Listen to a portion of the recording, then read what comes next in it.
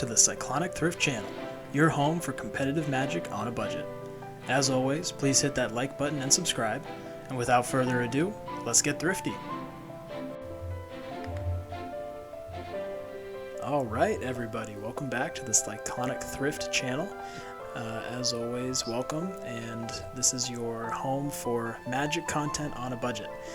Today I want to do something a little bit different, something I want to see if it works, if we can do this more often in the future, but I want to take my existing collection, cards that I've assembled over the years of playing Magic, some cards that my brother has actually accumulated as well, and I want to see if I can just take any old commander, any card that I find is interesting, or the strategy is intriguing, and take cards specifically from my collection and make a deck out of it. It's a great way to not go out and spend any money, not go to TCG Player, Card Kingdom, not have to order any cards. That being said, some of these cards will be above the normal $1 limit that I set for these budget decks, but hope you guys understand, most of the cards will still be well below that limit. And as always, you'll get the full deck tech, the full deck list on the Architect link down below. Now the commander I want to talk about today is Samwise Gamgee. He's green and a white, legendary creature, halfling peasant. Whenever another non-token creature enters the battlefield under your control, create a food token. And then you can sacrifice 3 food tokens and return target historic card from your graveyard to your hand.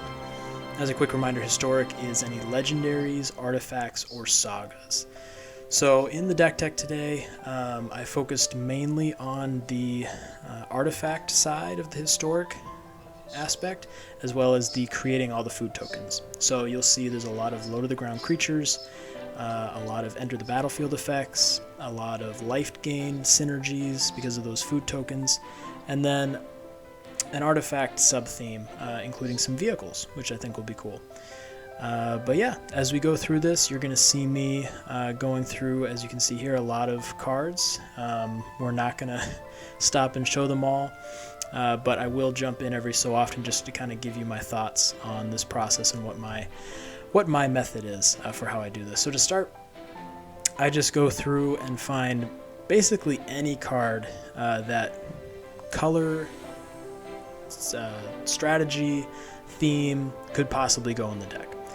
So for these multicolored cards, it's actually super easy because anything that's not green and white isn't going to work. We actually move through this section pretty fast. But for a lot of other sections, I kind of have to slow down, actually look at the card, look at what it does, see how it fits into the strategy. But we're gonna fast forward through some of this. It's gonna be a lot of me flipping through cards, but I wanted you to kind of get an insight into how exactly I go about this, and how many cards you actually end up having to look through to find enough to build this deck. But yeah, we're gonna fast forward a little bit here.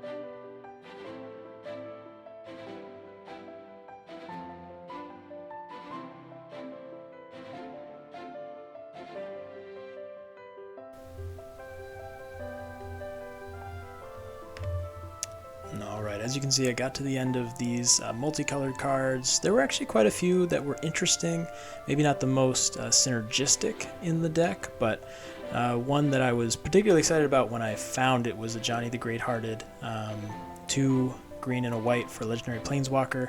Creatures you control have Vigilance. It has a +1 to gain 3 life, and then has a -2 to put a +1/+1 counter on each creature you control. So you'll actually also notice that there was a bit of a +1/+1 counter synergy throughout the process here, just naturally. Unfortunately, Johnny actually didn't end up making the cut, so you won't actually see him in the deck list, but at the time, he definitely fit obviously the colors, and in a way the strategy of going wide with a lot of different creatures.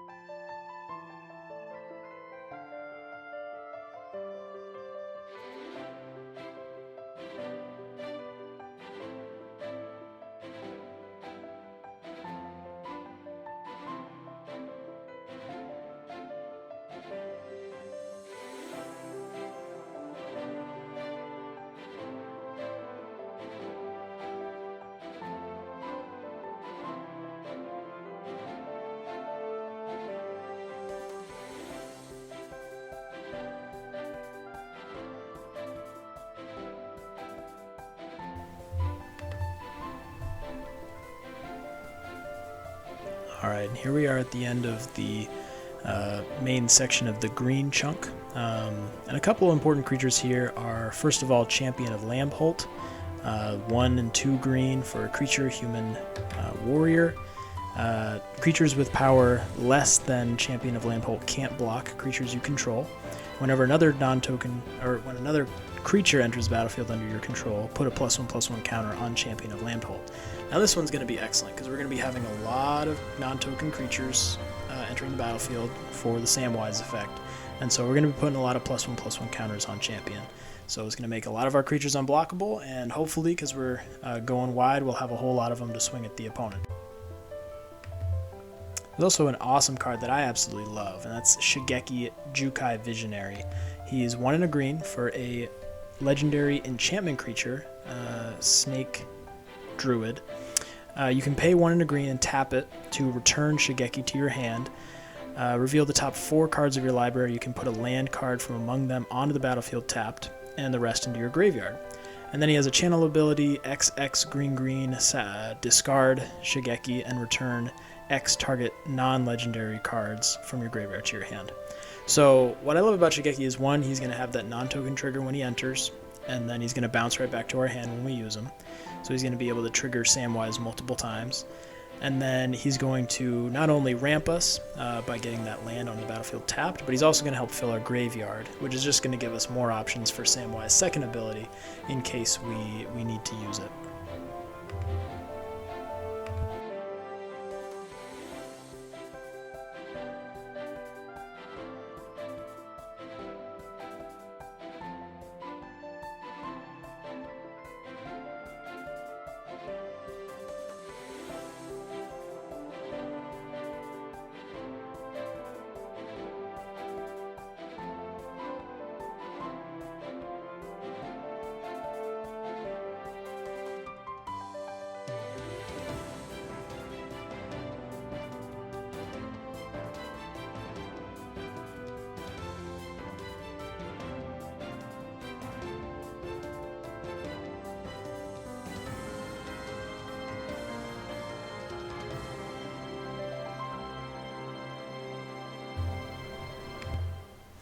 Alright, so you'll notice here that we are bringing in a whole big bin full of cards, and at this point it's because I moved from the rares and uncommons into the common section of my collection. And yes, I did go through every single common that I have, because as you'll see, there are quite a few useful pieces that you can pull out of them. That will be awesome, especially for budget decks.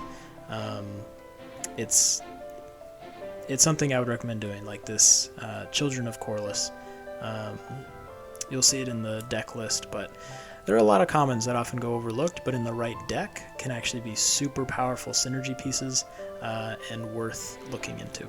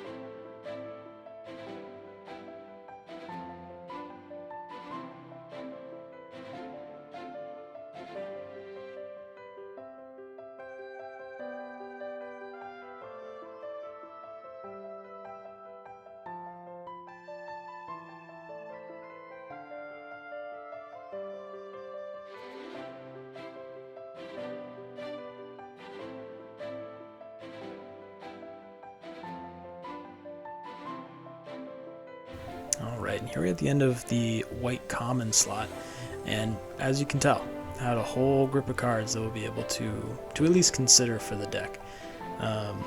Now at the end of all this, obviously I go through and have way more than 100 cards, or even the 65 or so non-land cards that I need. So a lot of cuts will be made, including this one, Dispersal. It's 1 white for an artifact. You pay 2 and a white, tap it, sacrifice it to destroy target artifact or enchantment.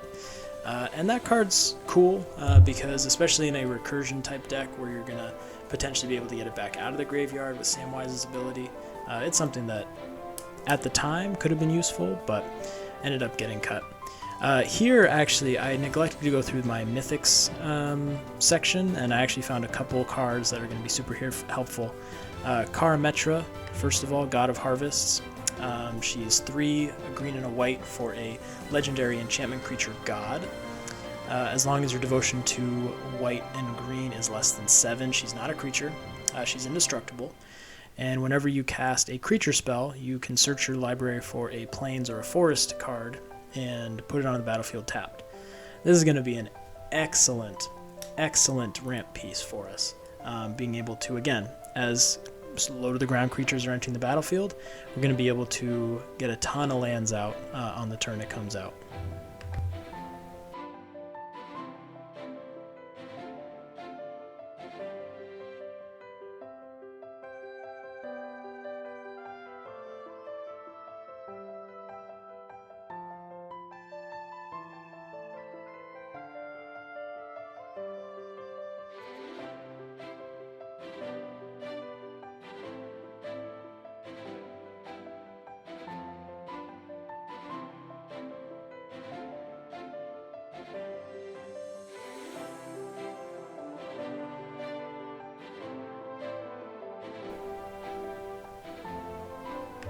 And here we get into the colorless slot.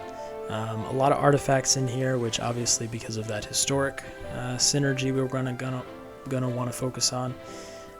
There's also, again, a little sub-theme of vehicles in this deck. Not a ton, because again, they're not creatures when they enter, so ultimately they don't trigger Samwise's first ability, which we want to focus on. But there is a bit of a synergy of, again, being able to get them back from our graveyard, A lot of our creatures are small, low to the ground, so they're not amazing attackers, but they are super helpful to crew some of these larger, more impactful attackers. And again, in the same vein of the artifact synergy, but looking more on the vehicle side of things, we were actually able to find a couple really cool impact pieces, including the one right here, which is a Getaway Car. It's a 3-cost artifact vehicle with haste, and whenever Getaway Car attacks or blocks, return up to 1 target creature that crewed it this turn to its owner's hand, and it has crew 1. So the nice thing about this is, again, we kind of have a semi-blink effect where we're able to return creatures to our hand and play them again. So we'll have those enter the battlefield effects that the card has itself, as well as triggering Samwise to create more food tokens. It also only has crew 1, so if we want to just get a low to the ground creature back to make 1 more food for cheap, great. Or if we want to tap a bigger creature that has a more impactful enter the battlefield effect, we can do that as well.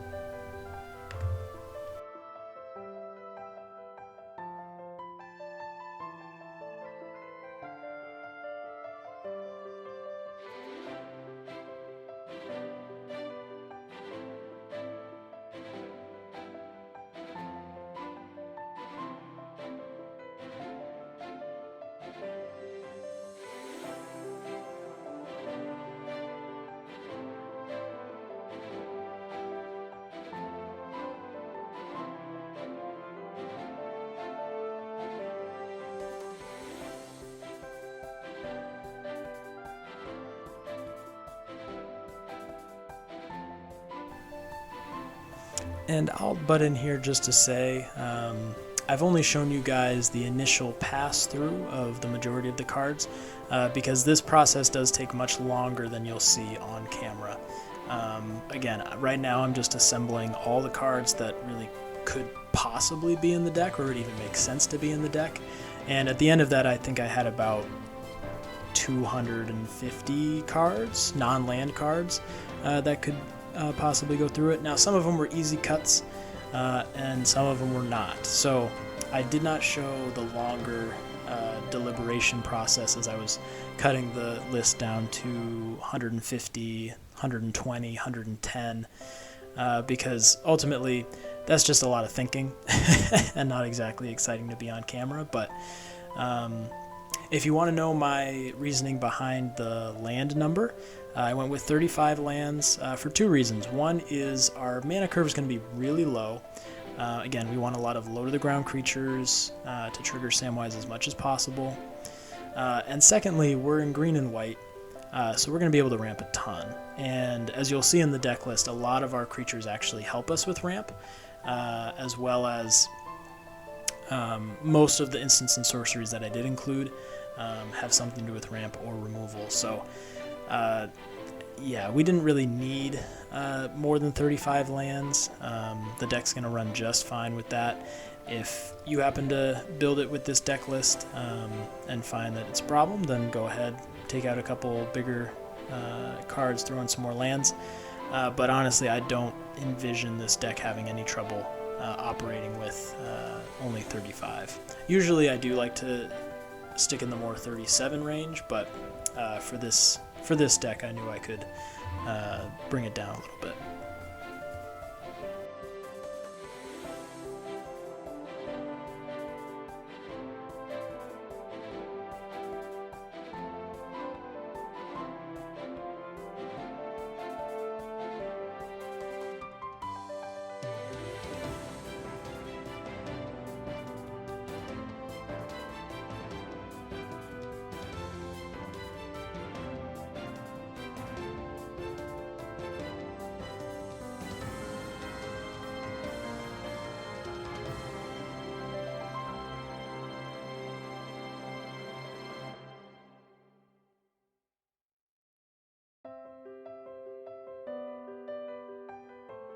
Thanks for watching, everyone. I hope you enjoyed the video and were able to take some inspiration for your own thrifty decks.